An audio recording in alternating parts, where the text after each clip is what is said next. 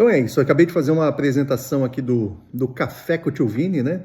Esse aqui é o episódio 02, o primeiro episódio 01, eu esqueci de fazer a apresentação, fiz a apresentação num vídeo separado aqui, então quem está vendo aquele vídeo já viu que existe uma continuação da apresentação para esse vídeo aqui.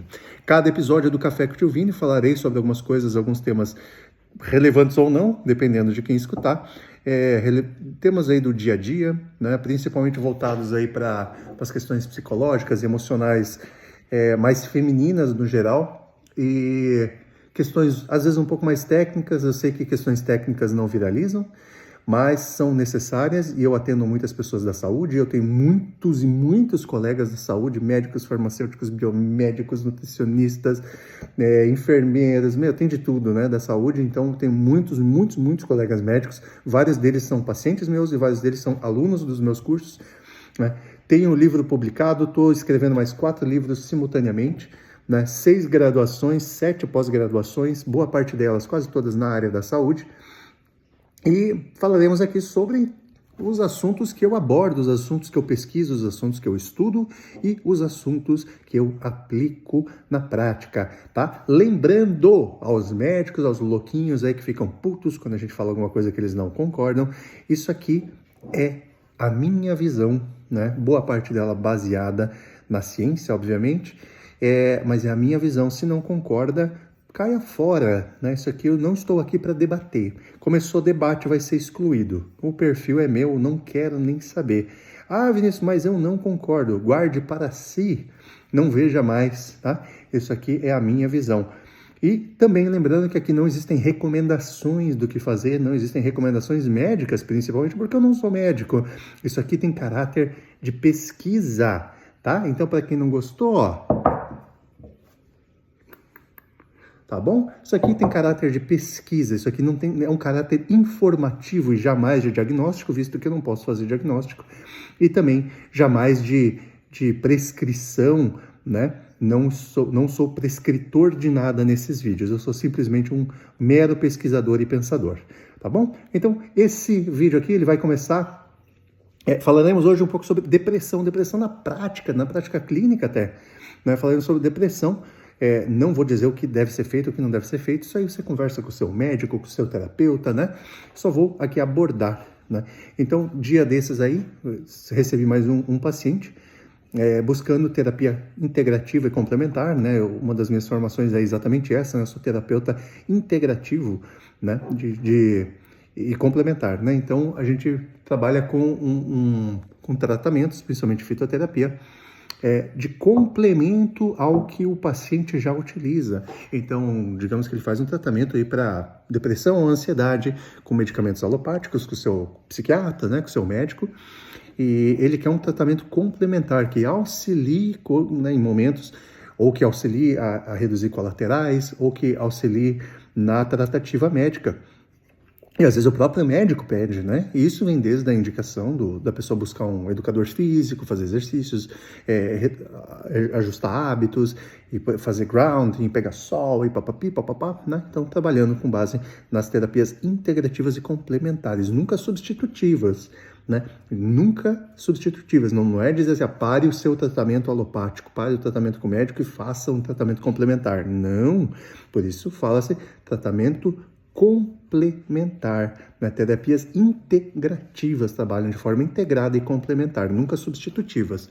Fechou? Então, sobre depressão, né? Sobre depressão a gente fala muito. Cada vez que eu gravo um vídeo tem um bicho fazendo barulho, que é um pouco complicado. Quando a gente fala de depressão, né? Boa parte dos psiquiatras, eu vejo até hoje, e a gente está em 2025, tá? Esse vídeo está sendo gravado em agosto de 2025. E quase 100% dos psiquiatras e médicos, eles trabalham com uma teoria, chama-se teoria da monoaminase, né? Teoria das monoaminas, perdão. Nossa, eu juntei monoamina com monoamina oxidase. Teoria das monoaminas, né? As monoaminas são o quê? São a serotonina, a dopamina e a noradrenalina, né? Só que essa teoria é um pouco antiga. A gente está em 2025, essa teoria é da década de 50. Se eu me recordo bem, de 1952 ela começou a ser gerada, criada, estudada, e seus revés, né? Se eu não me engano, foi utilizado um tuberculostático, um remédio para tuberculose que fazia a inibição das monoaminas oxidase, né? E, consequentemente, com a inibição da monoamina oxidase, tinha-se um aumento das monoaminas circulantes, né? Então, menos monoamina oxidase, mais monoaminas, né? E com esse remédio aí utilizado para tuberculose, que eu não lembro qual existia aí uma elevação tanto da serotonina, dopamina e noradrenalina. E daí partiu a tese, né? A teoria das monoaminas. E ela foi refutada e comprovada, e refutada e comprovada, até que notou-se que a depressão ou a ansiedade, ela não parte só de um princípio, ela não parte só de uma teoria, e sim de uma teoria contextualizada com outra, né, integrada a outra. Então, nós temos desde neurotoxicidade, até neuroinflamação, até toxicidade do corpo, né, por metais pesados. Temos as teorias lá genéticas, né, eu não lembro ao certo os nomes de todas elas, me perdoe. Né? Temos as teorias das monoaminas, né, de alterações genéticas, como eu falei. Tem mais algumas coisas, eu não lembro ao certo quais são, né, mas elas se complementam. E aí, quando você está com depressão e você começa um antidepressivo, lá, geralmente, né, depressão, a pessoa chega assim, eu não tenho mais vontade de fazer nada, eu tenho tendência suicida, eu fico no meu quarto escuro. Sintomas típicos de depressão, principalmente ligados à serotonina. Não que a depressão não tenha ligação com adrenalina, não tenha ligação com dopamina, tem com toda certeza. Só que a gente está falando de efeitos positivos que se reduzem, né? Então, quando a gente fala de efeitos positivos que se reduzem, a gente está falando de dopamina e adrenalina. Seria assim, você é feliz? Eu sou, mas eu sou menos. Você é ativo? Eu sou, mas eu sou menos. Né? Você gosta de se exercitar? Sim, mas menos. Então, são questões positivas que se reduzem. Geralmente, elas estão ligadas aí à dopamina e à adrenalina. É uma forma de depressão. E aí nós temos a depressão um pouco mais severa, né, que são os laudos de depressão, que geralmente estão associados principalmente à serotonina e podem às vezes estar associados aos três, por isso que em alguns casos aquele tuberculostático funcionava, né, na redução de monoamina oxidase, aumentando as monoaminas, porque ele aumentava os três neurotransmissores, serotonina, adrenalina, noradrenalina e dopamina, fazendo com que a pessoa tivesse mais dos três e consequentemente ficasse melhor. Em alguns casos ela ficava pior. Vocês vão entender o porquê pior agora. Acontece que existem os fatores, né, de análise, que são esses bons que não estão mais tão bons, e existem os ruins que estão piores. Então, quando você fala, você é feliz? Sou, mas estou menos. Você é ativo? Sim, mas estou menos. A gente está falando dos bons, ligados à dopamina e à adrenalina, como eu falei. Existem os ruins do tipo, você é depressivo? Não, mas agora eu sou. Você tem problemas sociais, de bateria social? Não, mas agora eu tenho. Você tem fobia social? Nunca tive, mas agora eu tenho. Ou tenho pouco, agora eu tenho mais. Tem problema de sono, principalmente, tem problema, você dorme, tem problema de iniciar o sono, manter o sono. Não tinha, mas agora eu tenho. Eu tinha um pouco, agora eu tenho mais. Esses já estão ligados à serotonina. Então, geralmente, quando você vai a um psiquiatra, você vai ao médico, você faz um tratamento base para depressão, inicia-se com inibidores seletivos de recaptação de serotonina, né? E esses medicamentos, né, como citalopram, sertralina, eles atuam principal e basicamente na serotonina. Atuam também, e de forma indireta, na dopamina e adrenalina, mas principalmente na serotonina, porque quase todas as depressões partem da serotonina. Mas esquece-se que a dopamina e a adrenalina também fazem parte desse contexto. Então, esse é o primeiro grande erro de se basear simplesmente na teoria das monoaminas, né? Então, quando você se baseia em utilizar um inibidor de monoamina oxidase, ou você se baseia num inibidor de recaptação de serotonina, você está lidando só com monoamina, e você está lidando ou só com serotonina ou com as três ao mesmo tempo. E muitas vezes você esquece de lidar isoladamente com a noradrenalina e com a dopamina. Então, muitas vezes o problema é aqui, o problema é no córtex pré-frontal, o problema você está na amígdala, né? Você está entendendo? Esse é o primeiro grande erro. Então, vem do erro da anamnese. principalmente aí, né, do psiquiatra ou do médico generalista, dele esquecer de entender para que lado, o que é essa depressão? Ela é mais serotoninérgica, mais serotonina, de expressão de serotonina, ou de expressão dopaminérgica, ou expressão adrenérgica, né? Seria da noradrenalina. Primeiro grande problema. Então, sempre avaliem a depressão de vocês, se é que você tem depressão, ou dos seus familiares, ou quando você conversar com uma pessoa com depressão, que hoje em dia é moda ter depressão, moda por tantos motivos. Essa questão os efeitos ruins do dia a dia. Os fatores ruins estão piores ou os fatores bons estão piores? Temos uma piora do que é ruim ou uma piora do que é bom? Esse é o primeiro grande problema. O segundo grande problema é que só a teoria das monoaminas não funciona. Funciona em alguns poucos casos, mas não só esses casos. Então tem muita gente que, por exemplo, utiliza um inibidor de recaptação de serotonina. Só que para inibir a recaptação da serotonina na fenda sináptica, você tem que pensar que existe pré-sináptico e pós-sináptico.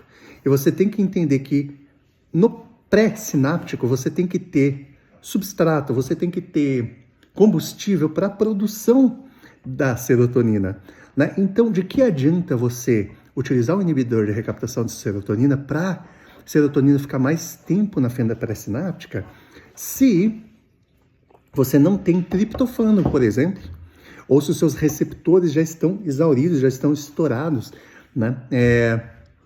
Os receptores de serotonina já estão estourados, né? Já estão no seu limite, já estão insensíveis à serotonina, né? Mas principalmente fatores de produção de serotonina, né? Substratos de produção, principalmente o triptofano. E aí a gente começa uma briga, a gente começa uma coisa muito louca, que é o quê? A serotonina, para ser produzida, precisa do triptofano, e o triptofano precisa ser ingerido. E aí a gente vai para um segundo problema da depressão, que é a alimentação. E a gente vai para um terceiro problema da depressão, que é o trato gastrointestinal. Por isso vê-se hoje tanto esse clichêzinho que não é clichêzinho, que é aquela coisa do tudo começa no intestino. Boa parte da serotonina, cerca de 70% a 80%, é produzida no trato gastrointestinal. Então, se o teu trato gastrointestinal está disfuncional, se você tem o que chamam de disbiose, goste ou não dessa palavra, mas se você tem problemas no trato gastrointestinal, se você fez uma bariátrica, o trato gastrointestinal já não absorve os nutrientes com a mesma eficácia, se você tem um problema de pH estomacal, né, muitas vezes um pH alcalino demais, precisa de um pH mais ácido, né? Então, se você tem algum problema desse tipo, ou você tem um intestino irritável, né, ou uma síndrome do intestino irritável, ou qualquer coisa do gênero, a produção de serotonina já não vai ser eficiente, porque o triptofano, ainda que tenha triptofano na dieta, mas ele não vai conseguir ser metabolizado até chegar a virar serotonina, tá? Então, muitas pessoas utilizam 5-HTP, aquela coisa toda, para pular essa parte, né, do triptofano. Não só isso, se você tem diarreias constantes, etc., você sequer pode utilizar o triptofano. Isso eu explico até no meu curso. Eu tenho uma parte lá específica disso, que eu explico o porquê, né, uma pessoa com disbiose não pode utilizar diretamente o triptofano. Primeiro, ela tem que enquadrar, né, primeiro ela tem que acalmar o intestino, enquadrar o trato gastrointestinal numa funcionalidade minimamente eficaz, com perdão do repeteco, para aí sim adicionar o substrato. É como se o motor do teu carro não tivesse muito bom, tivesse com borra de óleo, e você vai lá e bota um turbo nele, e você entope de gasolina de pódio nele, achando que assim ele vai andar melhor, mas ele ainda está com borra. E enquanto você não arrumar a borra, não vai arrumar. O motor não vai funcionar. Então, primeiro você faz o flush, tira a borra de óleo, aí o motor funciona melhor, não tem mais borra, bota o óleo novo, aí sim você bota o teu turbo ou o teu combustível melhor para o motor funcionar melhor. Então, tudo começa no sistema. O sistema tem que estar funcional. De nada adianta botar aditivo nessa gasolina ou aditivo no óleo, que ele não vai funcionar melhor só por causa disso. Sem antes tirar a tal da borra ou fazer a retífica do motor. Fechou? Então, começa aí o problema da depressão. E aí nós temos outras questões, né, que vão... Acho que tem a teoria também da neuroinflamação ou neurotoxicidade. Acho que é neuroinflamação a teoria, né? Que é exatamente essa coisa do burnout, né? A neuroinflamação por excessiva expressão glutamatérgica, ou às vezes uma baixa expressão glutamatérgica e uma alta expressão GABAérgica, né? E quanto mais alta a expressão GABAérgica, mais baixa a expressão glutamatérgica, fazendo com que a depressão piore, né? Então, o GABA a gente quer em momentos específicos, né? Momentos de ativação do sistema parasimpático, principalmente, e às vezes você tem uma atividade parasimpática elevada demais, né? Por uma expressão GABAérgica muito alta, ou às vezes até por uma insensibilidade da expressão glutamatérgica por excesso de glutamato.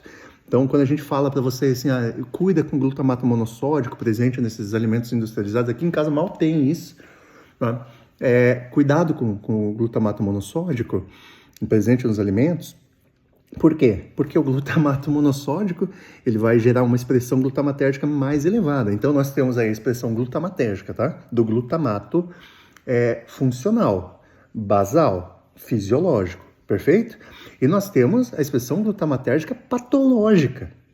Assim como nós temos a expressão GABAérgica fisiológica e a expressão GABAérgica patológica.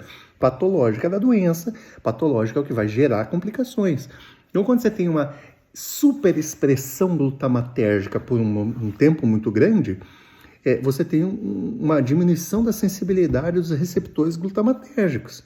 E, consequentemente, essa expressão glutamatérgica tende a ser derrubada. E cada vez mais você precisa gerar uma expressão glutamatérgica cada vez maior, para ter os mesmos efeitos. Então, quando ela é derrubada, aumenta-se a expressão GABAérgica, né? E aí você tem um descontrole, um excesso de sono, aquela pessoa que dorme o dia inteiro, né? Então, ela provavelmente se alimentou mal há muito tempo, isso acontece muito. Se alimentou com produto superindustrializado há muito tempo, teve estresse demais por muito tempo, picos de cortisol o tempo todo, né? Que o cortisol ele prepara o corpo para um momento de estresse.